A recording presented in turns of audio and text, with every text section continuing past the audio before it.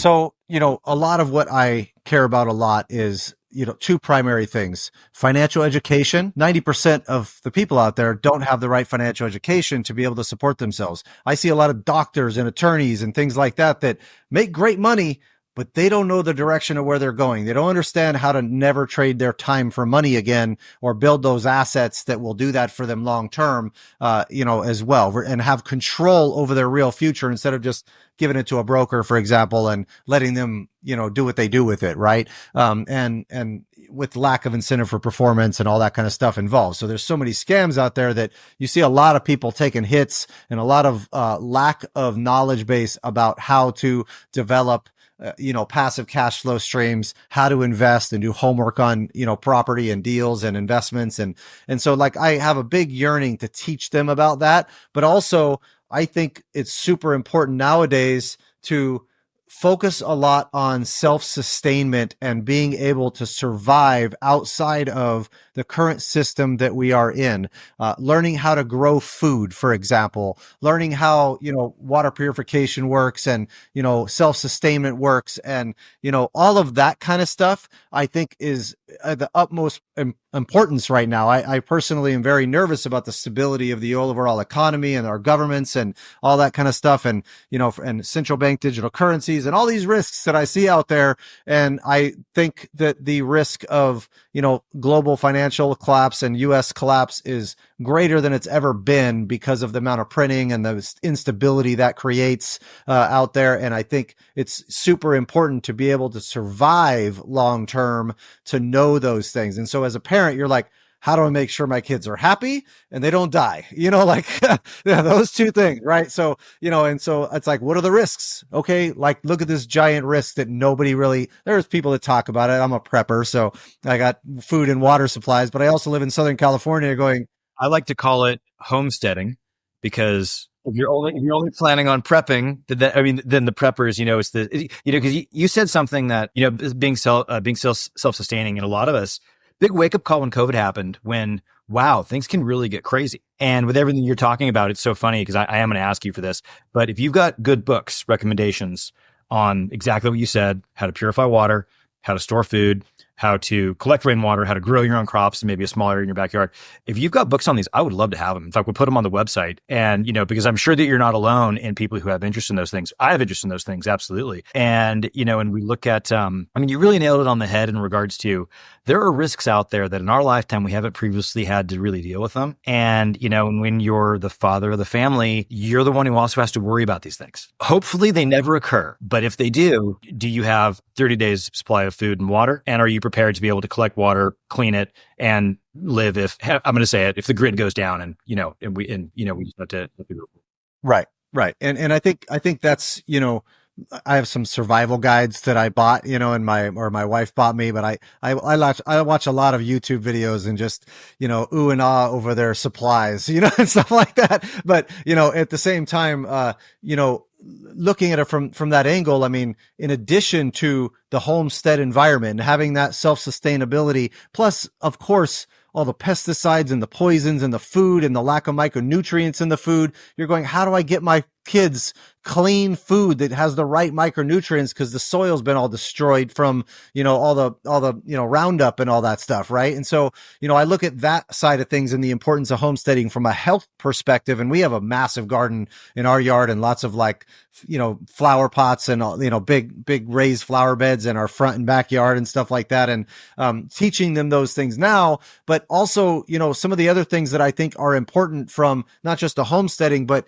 a plan B type situation, right? At some point, and I hope it's never during our lifetime, but at some point, the U.S. is going to turn communism. It's going to turn into socialist and then communist at some point, right? It's already, you see it starting to go there. I'm being very optimistic by saying this because I live in California and I feel like I already live in communism. But, at the same time, it's not real communism yet, right? But what I'm saying though is that having a plan B, learning how to get additional passports, learning how to set yourself up to be able to move out of the country if you needed to flee. I can't believe I'm even saying that out of the US, right? Because it's usually been the safe haven type situation. But, I'm looking at the risks, saying, how do I protect my family, right? How do I make sure long term that they are, have options and can move? And don't get me wrong, it scares the hell out of me to give them the experience of traveling internationally, because if they move away from me, I'm going to kick their butt, So, but, I'm like, they better not leave me. I do have a bug out bag. Yes, I do. So, and I have 6 55-gallon water barrels on the side of my house right now too, by the way. So Dude, I get it. I get it. I totally do. I get it. And I get it from the standpoint of, these things, you see these things and you think, wars do happen. Wars do happen. These things do happen, and with the country going socialist or communist, I really hope that it doesn't. But I also understand the method of big government with how they say democracies work really well until the democracy recognizes that it can vote itself more money. And once that occurs, then you end up in this situation where the government continues to kind of grow because it becomes this entity that now has more and more weight. And how do they support more and more weight? With more jobs, they have more taxation. People don't quite recognize this, but all of the money, everything, all of the money that gets spent, domestic, abroad, services, infrastructure, everything is 100% all over the world is covered by U.S. private business. Because if you remove the private business, then you would only have government, which would be communism. So all of the salaries for the government and everyone else, it's covered by the U.S. private sector. And that, I don't know if I want to call it shrinking, it's still a growing body, but there's a question with how in check, the government is in regards to a lot of these things. And you in the business world and all of us in the business world, we often feel these things. I have hope. I'm still in expectation, seeing the pushback right now. And I like seeing it. And I like to be the optimist that says, hey, you know what, we're going to be able to, push off the communism and socialism. And we are, because there's going to be a realization that it doesn't work. And when that occurs, you will have another revolution, because that cannot work.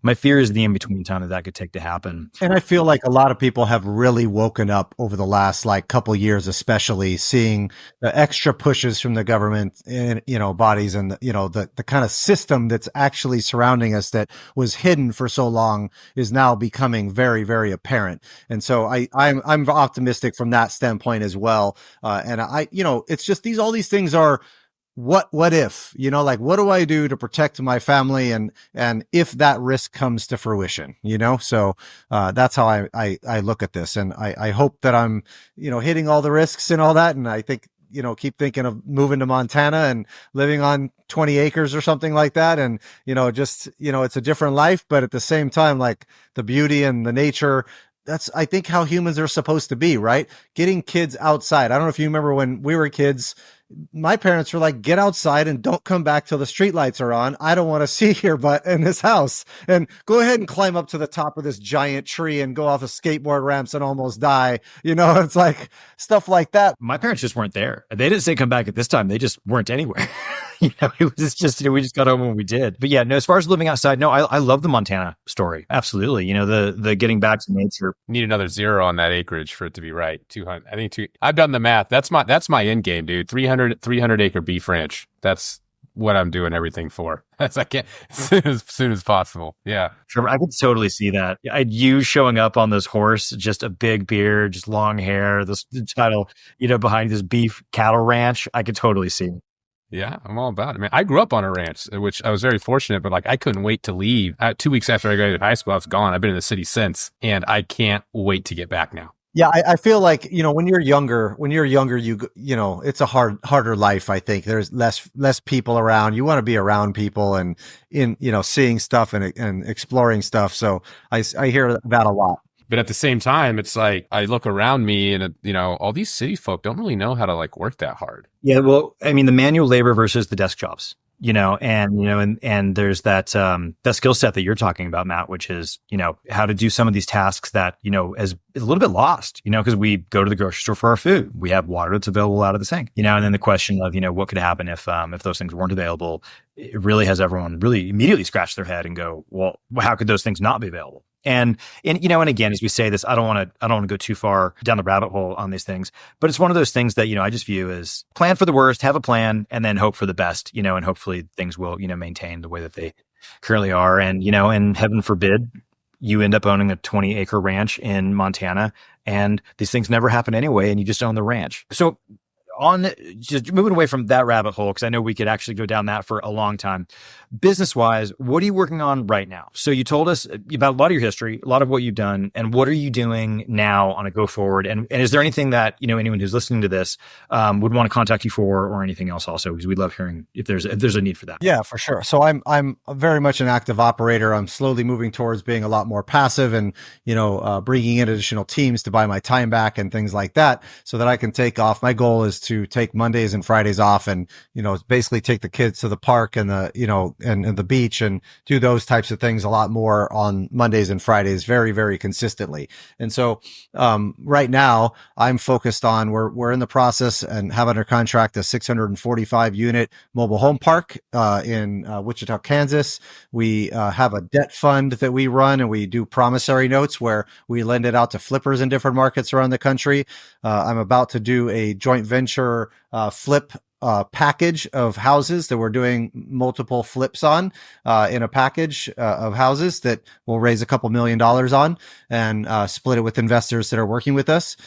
We are involved in multiple other projects that are all mostly cash flow related, where we just help investors do our investments create financial freedom in their life through real estate, right? That's literally what we do. And I teach people how to structure their investments in their life in a specific way. And I do so many different asset classes that are good for certain people at certain times. Like I wouldn't go tell, an 80-year-old, to go buy a bunch of single family home rental properties and manage the managers themselves. Like that's not in the cards at that time. They need promissory notes to get them cash flow, right? So every single month. And so, we teach people how to do these strategies to fit their life, and we help them with the structuring and the legalities and the liability protection and how to actually protect them by doing the homework on a lot of these deals ourselves. And so we serve these different deals up for those specific purposes, because there's a big lack of that out there, right? There's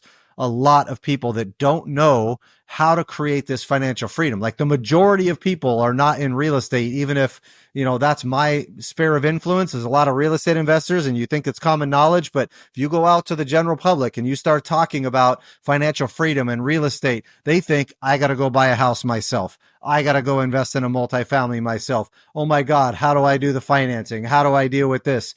And you don't have to do any of that. You just got to invest with the right operator and do the homework on that operator that already knows what they're doing, that specializes in that asset class, so you can make money along with them. Now you got to do a lot of homework and you got to know how to do that homework, but it's a hell of a lot easier than knowing how to do a flip and knowing how to do a multifamily and learning the trials and tribulations you go there. So that's what I really have a passion at, is teaching people how to create that financial freedom and teaching people how to be able to build that within their life based on what they want in their life, as far as time freedom and cash flow and their own comfort level. Right. So that's what I love doing, that stuff, because it's rewarding. I got multiple people that are retired right now that are making like $30,000 a month with me on projects. And they're just like traveling the world and doing that kind of stuff, So the reason I'm asking about that meditation is, we'll put on the website, the Real Estate Dads podcast website, we'll put a link to your website. And if you've got any books on any of those homesteading survivalist things, we'll put a list of those on the website, and we'll put a link to Wim Hof if you have any of his stuff that guests would find of interest. And Matt, you've been such a great guest. I'm just so thankful that we had you here to share so many, great things to do with your kids. And also, from someone who has just accomplished so much, because there's so much trading, our own personal time to do these things. And, for you to accomplish so much, you've really done a lot of that, of multiplying your own time by doing things effectively, which clearly shows if you're able to put together, the course curriculum for your kids of these really fantastic experiences and things to really prepare them and also have bonding with their father, which is just so great. So thank you so much for sharing. This has just really been fantastic. All right. This is the Real Estate Dads podcast with Matthew Owens, and we'll catch you guys up on the next episode.